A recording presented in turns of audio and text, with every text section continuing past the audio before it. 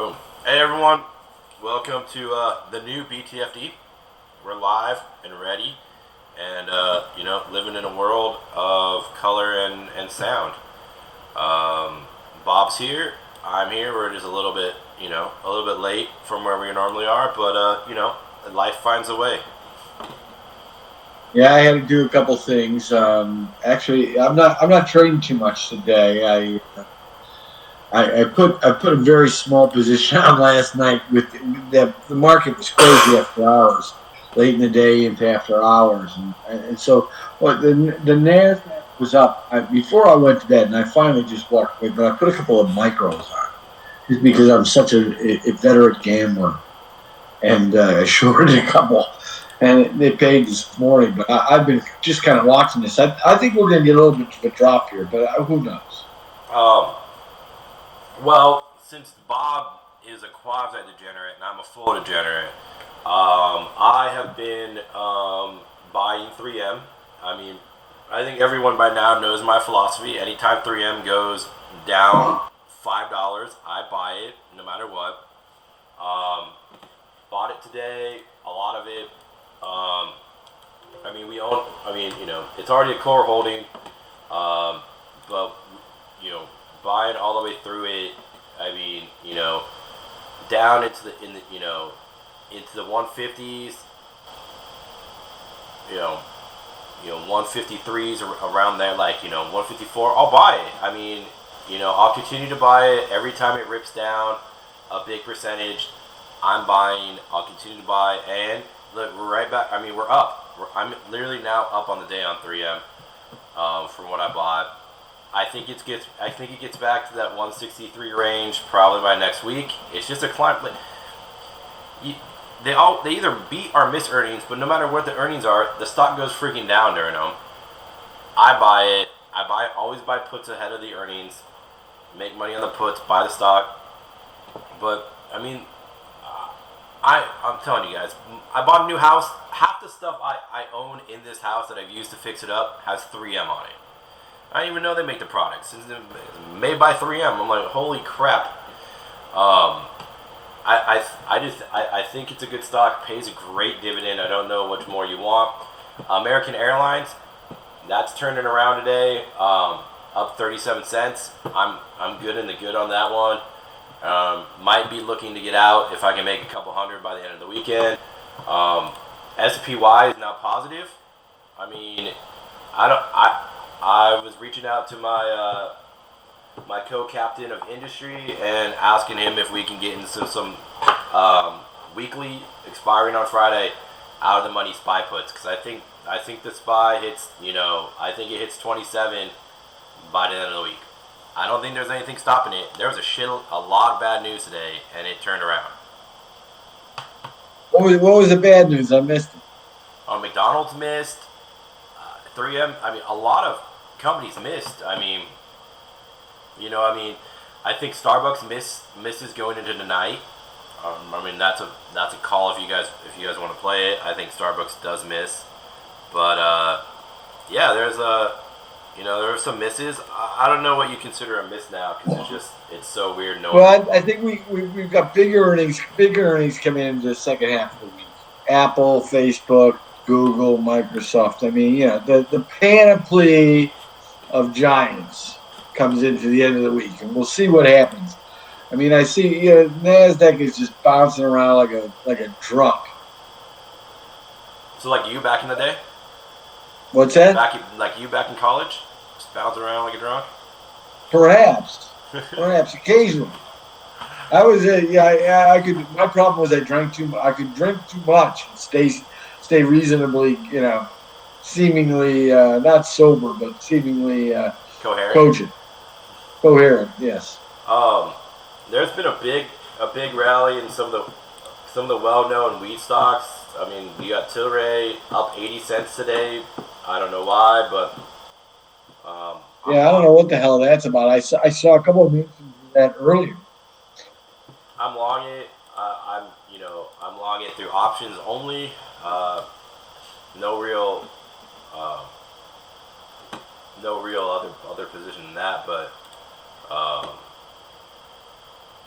I think I don't know. I think there's a lot of good news out there, and I think this thing's ready to pop. I mean, if Apple and Facebook beat, I mean, I think you're looking at like 350 on the SPY. Apple. Hey, Facebook's gonna beat. Yeah. On what? On what? Zuckerberg's good looks. Yep. There's when it really comes down to is like, where else are you going to put your marketing dollars? Well, therein lies the rub now, doesn't it, Mark? Like, what are you going to do? Therein lies the rub. Where else are you going to put your money?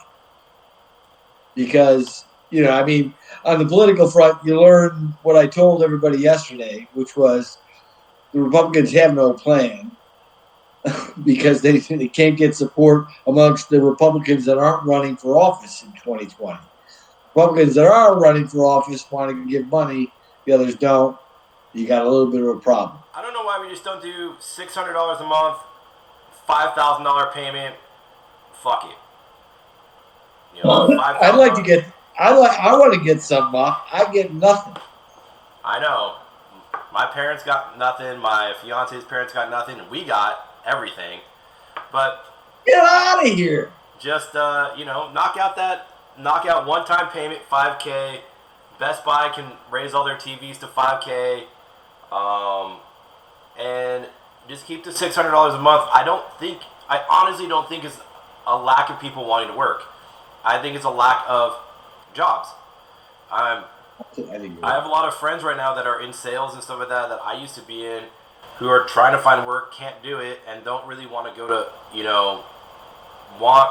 or it's hard going for $50,000 to, but some of them have taken jobs at Home Depot and stuff like that just because, they know they can make the overtime. $15 an hour plus overtime, it's not anywhere near it, but it pays the mortgage.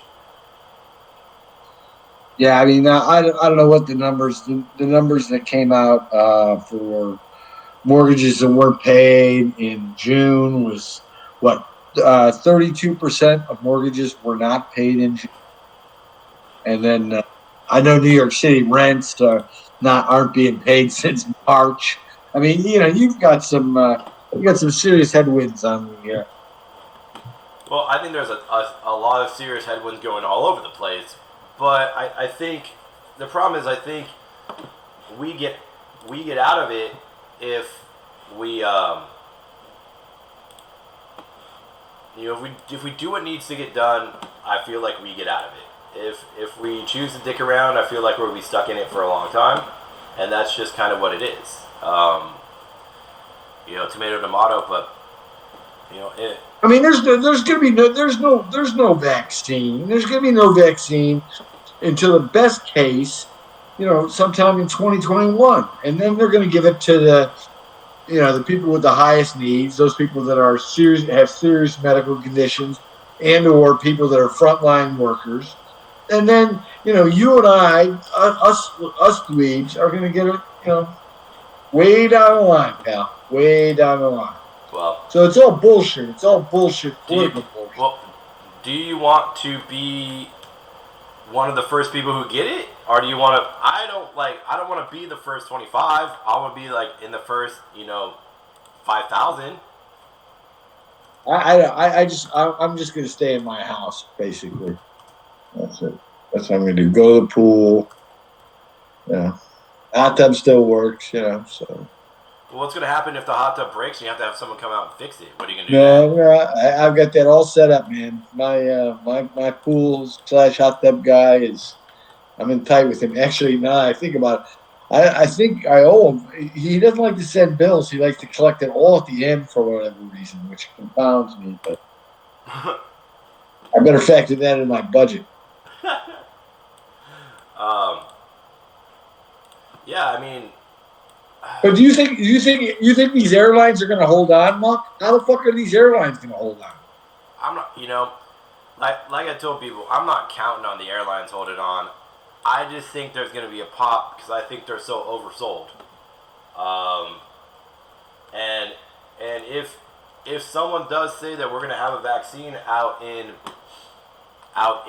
by the end of the year, I think business travel comes back, and then American Airlines and some of the big ones pop. I mean, look it. I'm in this stock, super cheap. I'm already in the money. I'm gonna ride this thing to 15. If it pops into the 20s again, I'm out. And if it comes back down to where it is now in the 1150 range, the 1160 range, I'll put the freaking same trade on again as I've already done. If it pops over 15, I'm selling half my position. If it goes to 20, I'm out. And if it goes to 40, I'm an idiot. I mean, I don't even consider myself an idiot. I made a whole bunch of money. I think you just gotta pick your positions right. And this is the market where if you're up 180%, sell it. What if you miss the other 180%? That's fine. There's another stock that you can get that will rally up. Like, this is what this market is doing. It's crushing stocks and then rallying them, and then crushing them and rallying them. But if you're up over 100%, why not sell it? I mean, and not even sell half of it. Sell the whole thing. Why not? I don't like when people tell me like, well, now I'm playing with the casino's money. I know a lot of guys that were in Tilray when that thing IPO'd and went to like 250 that sold like a quarter to half, and they're like, hey man, I'm playing with the casino's money. Cool, but you bought it at 75. It's worth 7 now. You know, like, you could have just sold out and then rebought. Yeah, a lot of them rebought when it was at 20, but now it's still at 7 again. Like, take your money, live to fight another day. I mean, and if you really want exposure, take the profit, put it in TLT, because if the market crashes, that thing's going to go through the roof. You know, if the market, your sound is kind of shitty, Mark. Is that because my fan's on in the back? Can you hear that one? No, because when you move your mouth, when you turn away from the camera, the sound gets really poor. Okay.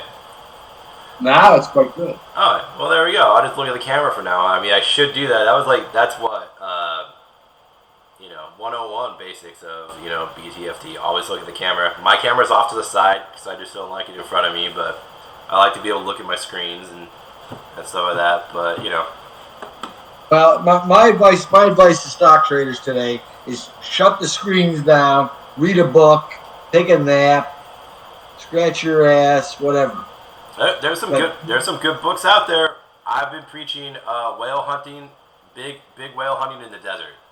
It's a great book about the best casino host of all time. Hilarious book of all the comedy that goes on. Whale hunting in the desert.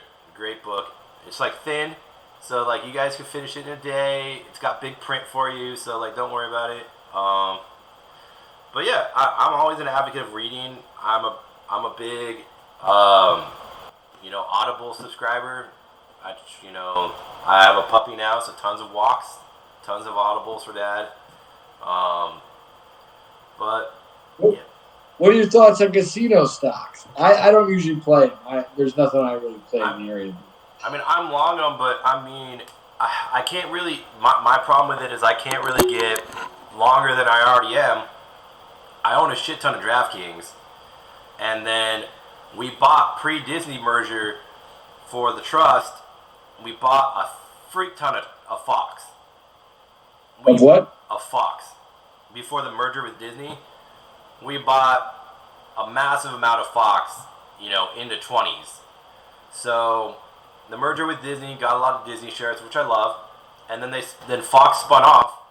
But part of the Fox spinoff is BetFox, which essentially owns 60% of FanDuel, which is also an online mobile app.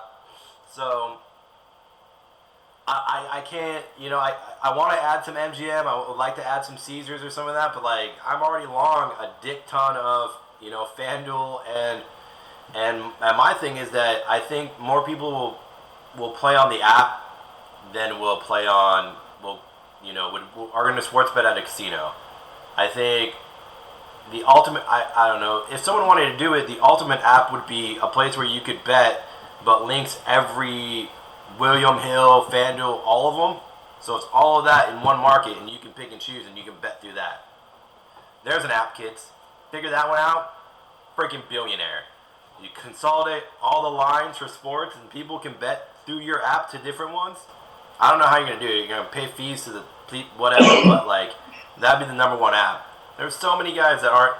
that aren't sports betting now because of COVID that are playing the stock market. What's going to happen? What's going to happen in the market when we fix this and all the sports come back? Well, you think they're going to play NFL games? Yeah. Yep. You think so? I think the whole season. I don't know about the whole season, but yeah, you know what? Whole season. This is what they'll do. If you opt out, they'll go get some freaking bum off the street, and they'll throw him in there. They don't care. They don't care. They are not playing. There's no way. It makes the most money. Paul Tudor Jones doesn't buy a team for $1.3 billion to not play a season.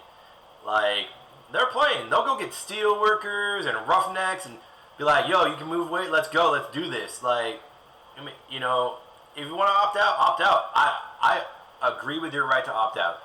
But just know they will replace you with some dude in the CFL. And if that guy has a good season, you're not welcome back. It's tough league. All right, Buck, there's really not much to say in this market, is there? I mean, we got to wait. We got Apple tomorrow, right? And then you got a whole cavalcade coming in Thursday. Tomorrow's going to be the shit show. I'm expecting a massive rally in the morning just because this is what we always do. We always think Apple's going to be massive rally. You're going to watch. Just watch. Right when the aftermarket starts, friggin' NASDAQ's going to run, S&P's going to run, and then Apple's going to report. I don't even know what I think they're going to beat. I'm holding it out there. I say Facebook and Apple are going to beat. I have no money on it. If you put money on it, that's your fault. I'm not doing it. I'm just saying I think they're going to beat. And I think Apple will beat. I think the conference call is going to be the troublesome part. I don't know how you can have a conference. Hey, Tim, what do you expect? I don't know, man. COVID. What do you want? I went golfing the other day. I can't even pull the pin out of the freaking golf thing because of COVID. Like, I think they beat. I think we're going to see a big tech beat, and I am betting that we're going over 327 on the spoos by the end of Friday. Woo! There we go. All right, there it is. Mark it down. Yep, I have money on it. Put the bet on there. 327. 10% Bucks way. Yep.